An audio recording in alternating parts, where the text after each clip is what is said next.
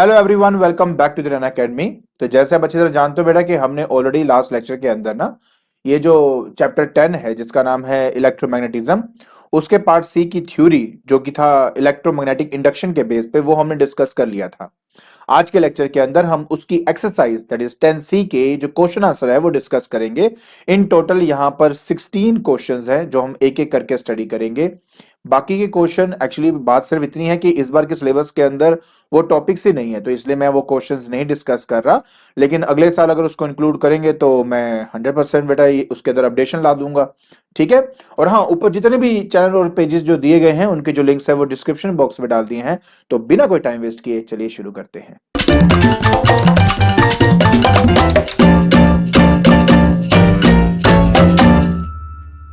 देखिए बेटा, सबसे पहला क्वेश्चन है कि व्हाट इज इलेक्ट्रोमैग्नेटिक इंडक्शन। बहुत ही सिंपल सा है।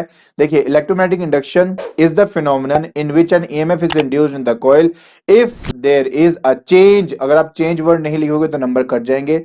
सो if there is a change in magnetic flux link with the coil. आपको बताया था बेटा, मेरे पास एक कॉइल है, अगर आप मैग्नेट को उसके पास लेके जाते हो तो number of magnetic field lines उसके थ्रू जो है जो पास हो रही है उसमें चेंज आता है, मतलब मैग्नेटिक फ्लक्स में चेंज आता है, जिसकी वजह से उसके अंदर ईएमएफ इंड्यूस होती है। हमने इसके ऊपर डिटेल स्टडी की हुई है। आई होप आपको ये अच्छी तरह समझ में आ गया होगा। अगर नहीं आया तो प्लीज वीडियो को जरूर देखें, बिकॉज उसमें मैंने बहुत अच्छे से आराम आराम से समझाया है कि ऐसा सब कुछ क्यों टेक प्लेस करता है। ठीक है जी। इसके अलावा लिखा है कि describe one experiment to demonstrate the phenomenon of electromagnetic induction. देखिए, ये 99.99% तो पेपर में नहीं आने वाला, बट चूंकि क्वेश्चन दिया हुआ है बेटा तो इसलिए ये वो डेमोन्स्ट्रेशन है जो मैंने आपके साथ वीडियो में जो डिस्कस किया ही हुआ है। तो ये सारा लिखना पड़ेगा कि इनिशियली अगर मैग्नेट को पीछे रखा गया तो कोई गैल्वेनोमेट्रिक डिफ्लेक्शन नहीं आई, बट उसके जब उसके पास लेके आया तो इसमें डिफ्लेक्शन आई। फिर पास लाके रख दिया तब कोई डिफ्लेक्शन नहीं है, पीछे लेके गए तब डिफ्लेक्शन हुई but in the opposite direction. Polarity change करके जब इसके पास लेके आए तो फिर आई मतलब इसमें ईएमएफ इंड्यूस हुआ। तो ये सारी बातें लिखनी पड़ेंगी, बट ये पेपर में नहीं आएगा। ये तो मतलब 99.9% है, ये नहीं आता। इसके बाद नेक्स्ट आता है बेटा, state the Faraday's law of electromagnetic induction. Faraday's law, आपके दो लॉ बनाए गए थे। पहला लॉ था कि whenever there is a change in magnetic flux link with the coil an EMF is induced. और दूसरा पता क्या था, वो ये था कि अब ईएमएफ कितना इंड्यूस होगा वो इस बात पे डिपेंड करता है कि फ्लक्स में चेंज कितना आता है आपका विद इन द कॉइल और कितनी जल्दी वो चेंज लेके आते हैं। अगर तो कम टाइम में बहुत ज्यादा मैग्नेटिक फ्लक्स में चेंज आ रहा है तो इसका मतलब ईएमएफ ज्यादा इंड्यूस होगा, लेकिन अगर ज्यादा टाइम ले रहा है उसी चेंज के लिए तो कम अमाउंट ऑफ ईएमएफ इंड्यूस होगा। तो इस बात पे बेटा आपका डिपेंड करता है। ये आपके दो लॉज हैं। फिर आता है बेटा, state the two factors on which the magnitude of induced EMF of A coil depends. दो थे आपके। पहला बता दिया था मैंने आपको बेटा, the rate of change of magnetic flux linked with each turn. मतलब ये कि अगर किसी कॉइल के अक्रॉस आप मैग्नेटिक फ्लक्स में चेंज ला रहे हो और अगर वो बहुत जल्दी ला रहे हो, बहुत कम टाइम में अगर वो चेंज लेके आ रहे हो तो उसमें ईएमएफ ज्यादा इंड्यूस होती है। आपको मैंने सिमुलेशन के थ्रू भी समझाया था कि ऐसा क्यों होता है। और दूसरा, नंबर ऑफ टर्न्स बढ़ा के, क्योंकि जितने ज्यादा नंबर ऑफ टर्न्स बढ़ाएंगे हर टर्न में जो ईएमएफ इंड्यूस हो रहा है उसकी जो कॉन्ट्रीब्यूशन से जो करंट इंड्यूस होगा वो ऑटोमेटिकली ज्यादा ही होगा आपका। ठीक है जी। तो ये है बेटा आपके दो फैक्टर्स। फिर आता है कि what kind of energy change take place when a magnet is moved towards a coil having a galvanometer between its end. देखिए, सिंपल सी बात है जो हमने स्टडी किया था कि जब हम किसी मैग्नेट को किसी भी कॉइल की तरफ लेके जाते हैं तो we are doing some mechanical work to move that magnet towards the coil. Similarly अगर मैं कॉइल को भी अगर मैं मैग्नेट की तरफ लेके आता हूं तो हम ही तो काम कर रहे हैं ना उसको मूव कराने के लिए। So basically your mechanical energy is actually converted into electrical energy, और वही यहां पे बात हो रही है। नेम द फिनोमेनन पता ही है बेटा, इलेक्ट्रोमैग्नेटिक इंडक्शन है, बहुत सिंपल है। ठीक है। अब हमें बात करने बेटा क्वेश्चन नंबर 5 की। क्वेश्चन नंबर 5 में कहता है कि how would you demonstrate that a momentarily current can be obtained by the suitable use of the magnet, a coil and a galvanometer, and what is the source of energy associated with the current obtained in part A। देखिए बेटा, simple सी बात है, ये इसका proper answer है। इसके बारे में देखो ऑलरेडी हम डिस्कस कर चुके हैं। वैसे तो देखिए होता क्या है कि सबसे पहले ना हमारे पास यहाँ पर एक कॉइल है और ये मेरा बेटा यहाँ पे मैग्नेट है। ठीक है। अब जब कॉइल देखो पीछे ऊपर वाले केस में जब उससे दूर था तो number of magnetic field lines बहुत कम पास हो रही थी, पर जैसे हम इसके पास लेके आते हैं number of magnetic field line इसमें से ज्यादा पास होनी शुरू हो जाती है और उसी को चेंज इन मैग्नेटिक फ्लक्स कहा जाता है। और इसी चेंज की वजह से उसमें ईएमएफ इंड्यूस होती है और करंट फ्लो होता है मेरे पूरे कॉइल के अंदर। बाकी सोर्स की बात रहेगी तो आंसर देखिए आपके सामने है, that is the mechanical energy is your answer. इसी मैकेनिकल एनर्जी से हम किसी भी कॉइल के अंदर जो इलेक्ट्रिकल एनर्जी है वो डालते हैं या स्टोर करते हैं। फिर आता है बेटा हमारे पास question number 6। Describe briefly one way of producing an induced EMF. State one factors that determine the magnitude of induced EMF in part A and what factor determines the direction of induced EMF in part A above. So देखिए इन सबके answer बेटा आपको पता है। जब वो describe briefly की बात करते हैं तो ये है सारा कुछ जो मैं ऑलरेडी आपको बता चुका हूँ। ठीक है, बी और सी के लिए ये प्रॉपर है, मैं ऑलरेडी बता भी चुका हूँ ये वाली बात भी कि कोई भी एक फैक्टर की बात कर रहे हैं तो हम इन दोनों में से कोई भी एक लिख सकते हो। तो एक तो था क्या, चेंज इन मैग्नेटिक फ्लक्स, दूसरा बेटा टाइम, कितने किस टाइम में कितना चेंज लेके आ रहे हैं, तो ये बहुत डिपेंड करता है।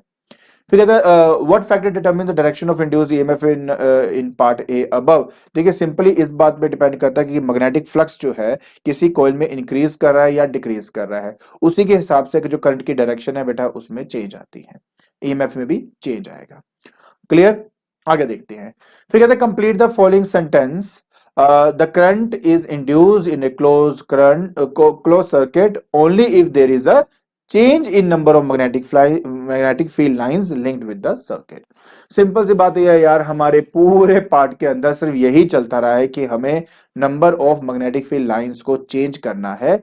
जैसे वो तरीके कुछ भी हो सकते हैं, but if you are doing a change in magnetic flux then EMF will induce. अब हमें बात करनी है बेटा क्वेश्चन नंबर 8 की। In which of the following case EMF is induced.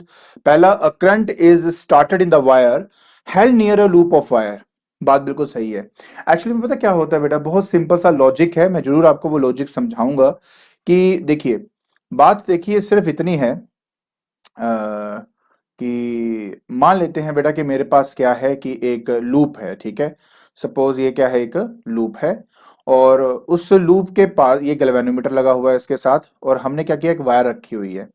अब पता क्या होता है कि जब इसमें जो करंट आपका फ्लो करेगा ना from zero to maximum value, जैसे अगर मान लो इसमें से 5 एम्पियर फ्लो करना है आपका, तो जीरो से ही स्टार्ट होगा ना, तो जब तक 0 से 5 एम्पियर इसका करंट होगा तब तक लगातार इसकी जो number of magnetic field lines है उसका जो स्ट्रेंथ है वो बढ़ता जाएगा। तो मतलब फ्लक्स में चेंज आएगा, और फ्लक्स में चेंज आएगा तो ईएमएफ इंड्यूस होगा ही होगा, और इसी वजह से बेटा पहले का आंसर यस होगा। ठीक है, फिर क्या था कि the current is switched off in a wire held near. हाँ बिल्कुल, जब ऑफ करेंगे तो क्या होता है कि करंट जो है आपका मैक्सिमम टू जीरो होता है, क्योंकि करंट आपका मैक्सिमम टू जीरो होगा तो फ्लक्स में फिर से चेंज आएगा, बट इस बार क्या होगा, डिक्रीज होगा मैग्नेटिक फ्लक्स, तो करंट की डायरेक्शन जो उसमें कॉइल में इंड्यूस होगी ना, इस बार ऑपोजिट डायरेक्शन में होगी, तो इसका आंसर भी यस है। अ magnet is moved through a loop of a wire. और तीसरा बिट फोर्थ क्या है, अ loop of wire is held near the magnet. Last वाले में नहीं होगा। देखिए अगर आप किसी भी लूप के अंदर मैग्नेट को मूव कराएंगे तो फ्लक्स में चेंज आता है, सेम या फिर इंड्यूस तो होती ही है, बट ये कह रहा है कि एक मेरे पास लूप है, उस लूप के पास ना हमने एक बस मैग्नेट को लाके रख दिया है, तो बिल्कुल भी नहीं होगा, क्योंकि फ्लक्स में चेंज नहीं है ना गाइस। देखो सिंपल सी बात है, फ्लक्स में चेंज आएगा तो ईएमएफ इंड्यूस होगा, अदरवाइज ईएमएफ इंड्यूस नहीं होगा, एज सिंपल एज दैट। ठीक है, चलिए फिर हमें बात करनी है। अच्छा बाकी ये आंसर्स आपको दिए हुए हैं, आप देख सकते हो। फिर हमारे पास आता है बेटा क्वेश्चन नंबर दैट इज 9।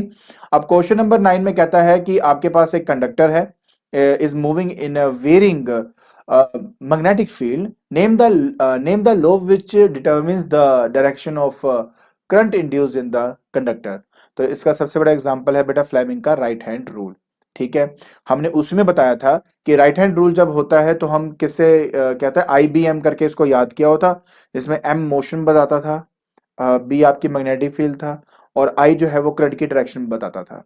बाकी डिटेल वीडियो के अंदर है, जरूर देखना। ठीक है, अच्छा उसके बाद बेटा नेक्स्ट हमारे पास आता है कि फ्लेमिंग का राइट हैंड रूल बताइए, वो मैं ऑलरेडी बेटा एक्सप्लेन अच्छी तरह कर सका हूं, बाकी आपके सामने मैंने यहाँ पे लिख दिया है, आप यहाँ से इसको पढ़ सकते हैं। डिटेल में ऑलरेडी वीडियो, इससे जो पहले वाली वीडियो में डाल चुका हूँ उसी के अंदर है बेटा, सारा कुछ इतना डिटेल में मैंने बताया हुआ है ना कि यहाँ पे सिर्फ टाइम वेस्टेज ही हो जाएगी, बार बार एक ही चीज को एक्सप्लेन करता जाऊंगा तो। फिर आता है कि बेटा व्हाट इज लेंज लॉ, इसके बारे में भी बताया हुआ है। लेंज लॉ सिंपल क्या कहता था बेटा कि जो देखो according to Lenz law the direction of induced EMF is such that it opposes the cause which produces it। मतलब ये कि अगर मैं कोयल हूं और मेरी तरफ अगर नॉर्थ पोल आ रहा है तो मैं जानबूझ के नॉर्थ पोल बनूंगा ताकि उसको रिपेल कर सकूं। और मैं क्यों चाहता हूं रिपल्शन? इसलिए चाहता हूं क्योंकि अगर वो मेरे पास आएगा तो मेरे में फ्लक्स चेंज होगा और मेरे में ईएमएफ इंड्यूस होगा, एंड एज अ कोयल इस रूल के हिसाब से वो नहीं चाहता। तो अगर नॉर्थ पोल बनेगा दैट मींस इसमें जो करंट है वो एंटी क्लॉकवाइज डायरेक्शन में मूव करेगी। तो इस तरह से उसको आराम से आइडेंटिफाई किया जा सकता है। ठीक है, फिर वो बात डिटेल में ऑलरेडी आपको दे चुका हूं। फिर आता है बेटा कि why does it become more difficult to move a magnet towards the coil when the number of turns in a coil have been increased. देखिए बेटा बहुत सिंपल सी बात बताऊंगा आपको।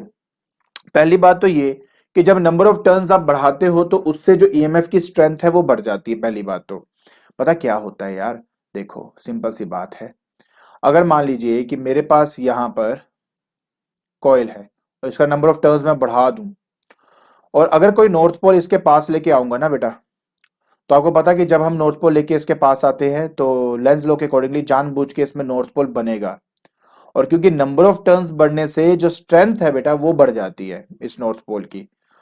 तो अगर नॉर्थ पोल की स्ट्रेंथ नंबर ऑफ टर्न्स की वजह से बढ़ेगी, क्योंकि हर एक टर्न का अपना एक north south north south north south north south होगा ना बेटा, वो आपस में कोलैबोरेट होके टोटल नॉर्थ और टोटल साउथ बनाते हैं, जिससे उनका इंपैक्ट बढ़ता है एक्चुअली में। तो बात सिर्फ इतनी है कि बेटा कि नंबर ऑफ टर्न्स बढ़ाने से ये जो नॉर्थ पोल जो बनेगा उसका स्ट्रेंथ बढ़ जाएगा और यहाँ आने वाले नॉर्थ पोल को वो अच्छे से रिपेल मार पाएगा, और इसलिए डिफिकल्ट हो जाता है नॉर्थ को उसके पास लाना। So that is the reason behind it. ठीक है, बाकी देखो हिंट देखो आपको बहुत प्यारा यहाँ पे दिया हुआ है। हिंट तो देखो आपको पहले बहुत अच्छे से यहाँ पे समझा दिया गया है बेटा कि क्या आपने करना है क्या नहीं करना। कहता है EMF induce in the coil becomes more when the number of turns in the coil is increased, the EMF induced the opposes the motion of the magnet towards the coil। बाकी देखो बेटा यहाँ पे मैंने ऑलरेडी बताया हुआ है कि जब एक coil has a large number of turns, the magnitude of induced EMF in the coil become more and then the Lenz's law it will oppose more। तो बाकी डिटेलिंग आपको मैंने दी हुई है। फिर आता है explain why an induced current must flow in such a direction so as to oppose the change produces it। देखिए सिंपल सी बात ये है, जब हम किसी भी मैग्नेट को किसी कॉइल की तरफ लेके आते हैं तो जो नॉर्थ पोल यहां बनेगा वो नॉर्थ पोल इस नॉर्थ पोल को, अगर मान लो नॉर्थ पोल ला रहा हूं तो जानबूझ के यहां नॉर्थ पोल बनेगा, ये नॉर्थ पोल इस वाले नॉर्थ पोल को रिपेल करेगा। तो इस रिपल्शन को ओवरकम करने के लिए आप मैकेनिकल वर्क डन करते हो, मैकेनिकल वर्क करते हो इस मैग्नेट को इसके पास लाने के लिए। मतलब मैग्नेट को उसके पास लाना है तो आपको फोर्स और रिपल्शन को ओवरकम करना पड़ेगा। तो जितना अमाउंट ऑफ आप वर्क करोगे उतना ही इसके अंदर एज ए इलेक्ट्रिकल एनर्जी वो स्टोर हो जाता है। तो सारा का सारा बेस्ड है law of conservation of energy के बेस पे। बाकी आंसर देखिए आपके सामने है ही है। Explain how does the Lenz law shows the conservation of energy in the phenomenon of electromagnetic induction। मैं आपको ऑलरेडी अब सारी बातें बता चुका हूं कि ये बेस्ड है लॉ ऑफ कंजर्वेशन एनर्जी पे। जो आप मैकेनिकल एनर्जी लगाते हो in order to move the magnet against the force of attraction और against the force of repulsion, वो उसके अंदर as an electrical energy store हो जाता है। ठीक है, नेक्स्ट बेटा इस क्वेश्चन को बड़े ध्यान से देखेंगे। इस तरह के क्वेश्चन बेटा आराम से आपको आ जाते हैं पेपर के अंदर। क्या कहता है? कहता है कि the diagram in the figure shows a coil of several turns of copper wire near the magnet north south. कहता है the coil is moved in the direction of arrow. अच्छा, कॉइल को, ये जो कॉइल दिख रहा है ये इसको इधर की तरफ लेके जा रहा हूं मैं। ठीक है, so in what direction does the induced current flow in the coil. Okay, देखिए बेटा सबसे पहली बात हम क्या करेंगे, कॉन्सेप्ट समझने की कोशिश करेंगे। हो क्या रहा है बेटा कि जब यहां पर मैं आपको थोड़ा सा बना के दिखाना चाहूंगा, जब ये बेटा इसकी तरफ जाएगा तो ये ऑलरेडी नॉर्थ है। तो मैंने क्या कहा था कि जब दोनों चीजें एक दूसरे के पास पास आती हैं तो चाहती हैं एक दूसरे को रिपेल मारे। मतलब जानबूझकर यहां पर बेटा आपका नॉर्थ पोल क्रिएट होगा। ठीक है, क्योंकि ये इसको रिपेल करना चाहता है। जब नजदीक जाते हैं तो सेम पोलैरिटी होती है, जब दूर जाते हैं तो ऑपोजिट पोलैरिटी होती है।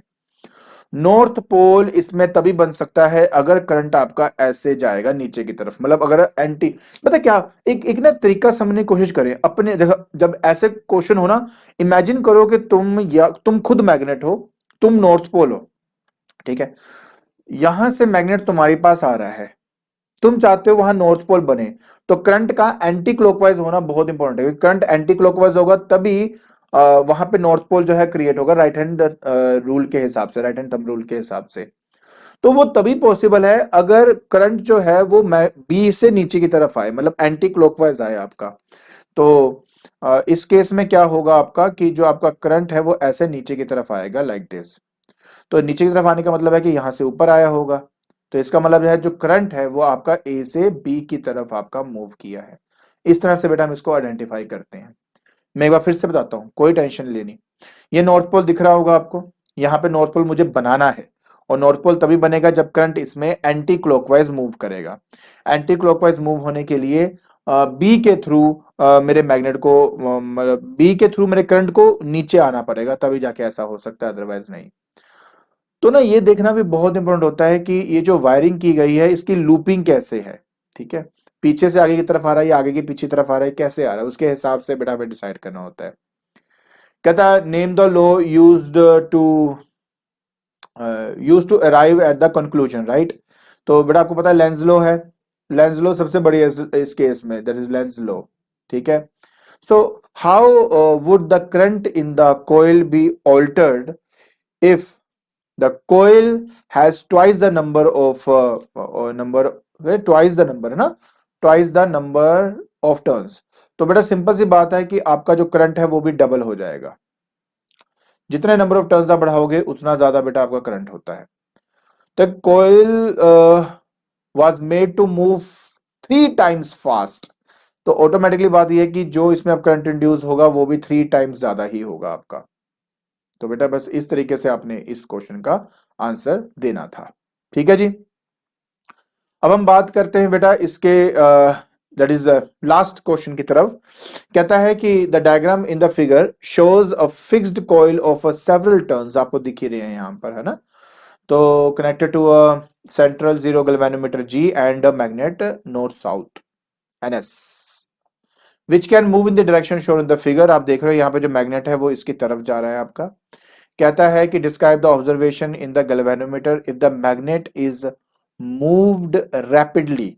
ओके, देखिए बेटा सिंपल सी बात है, अगर तो आपका मैग्नेट तेज तेज मूव करेगा, है ना, रैपिडली फास्ट फास्ट मूव करेगा, तो गैल्वेनोमीटर में डिफ्लेक्शन भी ज्यादा आएगी। So there will be more deflection. ठीक है, so galvanometer show more that is deflection. Simple सी बात है। ठीक है, अगर मेरा जो मैग्नेट है वो गैल्वेनोमीटर की तरफ जल्दी से ऐसे ऐसे करेगा ना, तो क्या होगा कि गैल्वेनोमीटर ना उसके अंदर भी डिफ्लेक्शन ऐसे आएगी, पहले इधर जाएगा फिर इधर जाएगा फिर इधर जाएगा फिर इधर जाएगा, तेज तेज फ्लक्चुएशन होगी उसके अंदर आपकी। So the magnet is kept stationary after it has moved into the coil. Simple सी बात यह है कि अगर उसके पास लाकर उसको एकदम से रोक दोगे ना, तो there will be no deflection, क्योंकि फ्लक्स में चेंज नहीं आ रहा है। That is the reason. फिर कहता है the magnet is then rapidly pulled out of the coil. ठीक है, अगर आप उसको एकदम से बाहर की तरफ खींच लोगे, now there will be deflection but in opposite direction, but in opposite direction. तो जो हमारी प्रीवियस डायरेक्शन थी ना उसके ऑपोजिट डायरेक्शन में ये डिफ्लेक्ट करेगा। तो यहां पर ना मोर डिफ्लेक्शन लिखने के बजाय लिख सकते हो it it it it will deflect, बस इट विल डिफ्लेक्ट। और दूसरे में अगर नो डिफ्लेक्शन, अगली बार होगा कि फिर से डिफ्लेक्ट करेगा, बट यहाँ पे बिटवीन लिख दिया मैंने गलती से, इसको मैं बट कर देता हूं, but in the opposite direction as in one. ठीक है, बट ठीक है, as stated in one A, ऐसे देता हूं as stated in one A, in A का वन पार्ट में, हाँ ये ठीक है।